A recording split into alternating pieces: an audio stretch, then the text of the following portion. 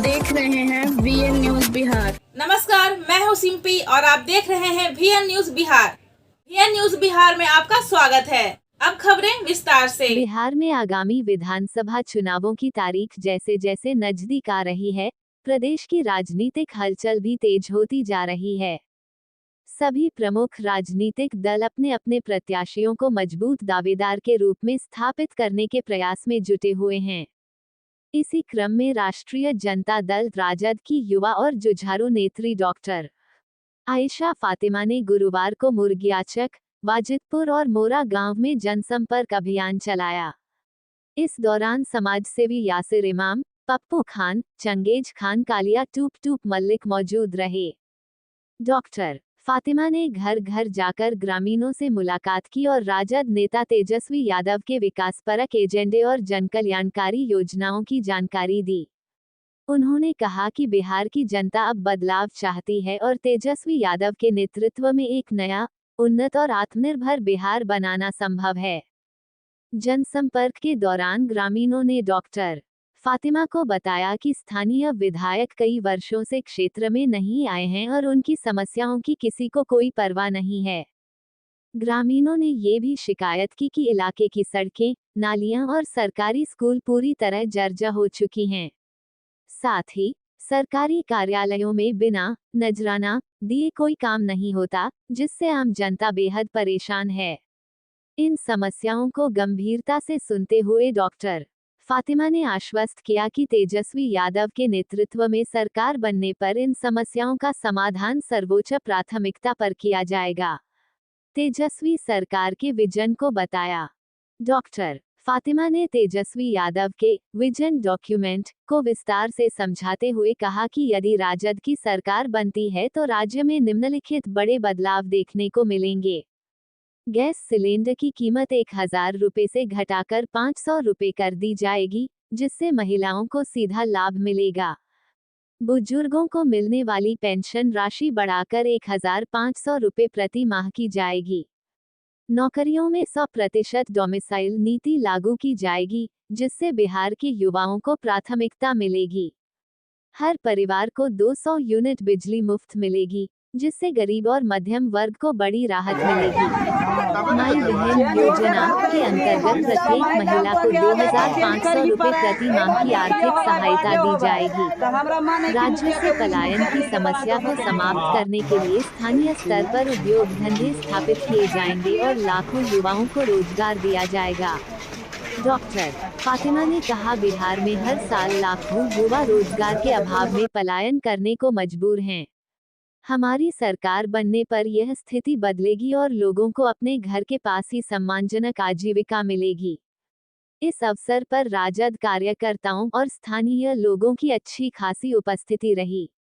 लोगों ने डॉक्टर फातिमा का जोरदार स्वागत किया और तेजस्वी यादव के नेतृत्व पर विश्वास जताया। डॉक्टर फातिमा ने अंत में कहा कि बिहार की जनता अब जाग चुकी है और वे जान चुके हैं कि सिर्फ वादों से नहीं, योजनाओं के धरातल पर क्रियान्वयन से ही राज्य का समुचित विकास संभव है। राजद बिहार को एक नई दिशा देने के लिए तैयार है। वीएन न्यूज बिहार से विनय शंकर की रिपोर्ट। हम लोगों का जनसंपर्क अभियान बहुत पहले से शुरू है और अभी ये कंटिन्यू चलता रहेगा।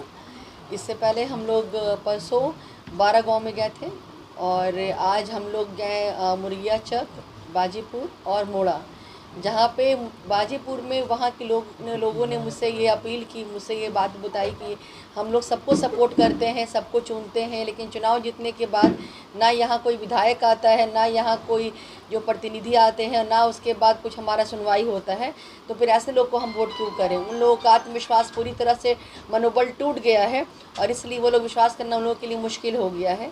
और उन लोगों ने मुझसे ये भी मदद की कि यहाँ के लिए उम्मीद की है और मुझसे ये गुजारिश की है कि आने वाले समय में वहाँ पे स्कूल तो है बाजीपुर में, लेकिन बाजीपुर में स्कूल होने के नाते लेकिन भवन नहीं है, भवन निर्माण कार्य अभी तक वहाँ पे नहीं हुआ है।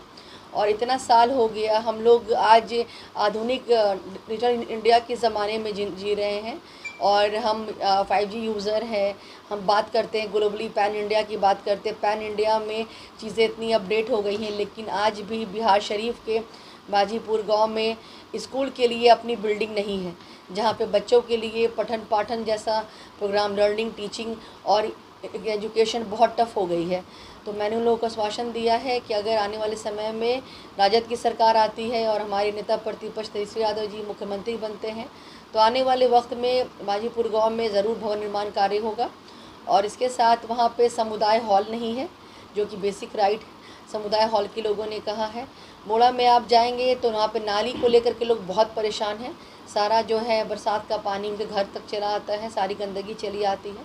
तो ये जो बेसिक चीज़ है, आज भी बिहार शरीफ इन सारी बेसिक चीज़ में सफाई को लेकर के या फिर महंगाई को लेकर के, रोज़गार को लेकर के बहुत झेल रहा है। और बाढ़ आने की वजह से लोगों को परेशानी भी बहुत ज़्यादा हो रही है। तो इसलिए जनसंपर्क कार्य के द्वारा मुझे ये पता चला कि बिहार शरीफ में आज भी 15 साल से यहाँ पे गवर्नमेंट है, 15 साल से यहाँ पे मंत्री जी हैं और यहाँ पे पूर्व विधायक रहे हैं, विधायक जो हैं माननीय अभी मंत्री हैं, लेकिन अभी भी काम यहाँ पे नहीं हुआ है। तो एक नई उम्मीद के साथ, नई सोच के साथ लोगों ने मुझसे आग्रह किया है कि आप आइए और आप आके हमारी मदद करिए और हमारी जो भी ज़रूरतें हैं उनको ध्यान रखिए और सरकार से बात करिए। तो मेरी ये इस बात को लेकर के मैं बहुत कॉन्शियस हूँ कि आने वाले टाइम में हम इस पे ज़रूर काम करेंगे।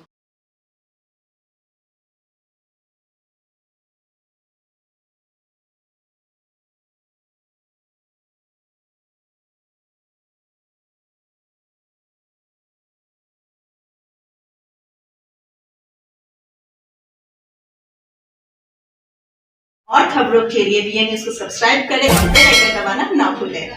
विज्ञापन के लिए संपर्क करें। हमारा पहला मोबाइल नंबर है 9304380855 और हमारा दूसरा मोबाइल नंबर है 9693403029।